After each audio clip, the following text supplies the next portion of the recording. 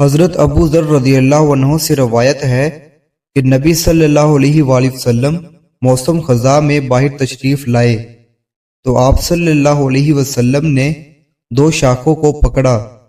راوی نے بیان کیا کہ پتے گرنے لگے اور آپ صلی اللہ علیہ وسلم نے فرمایا، اے ابو ذر، میں نے عرض کیا، اللہ کے رسول حاضر ہوں۔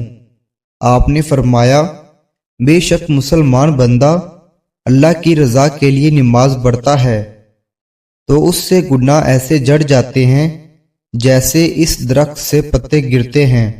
مشکات المصابیح 576۔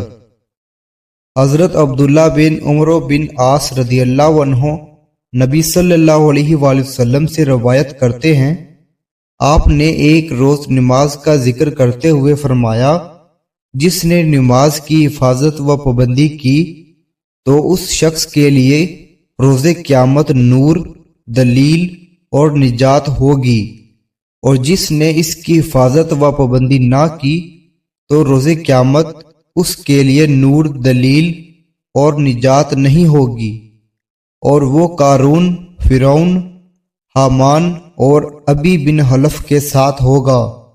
مشکات المصابیح 578۔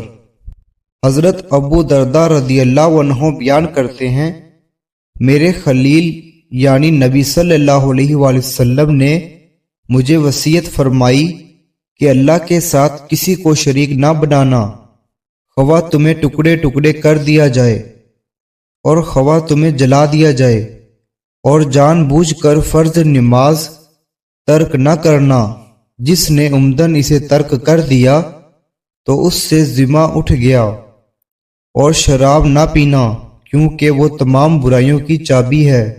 مشکات المصابیح 580۔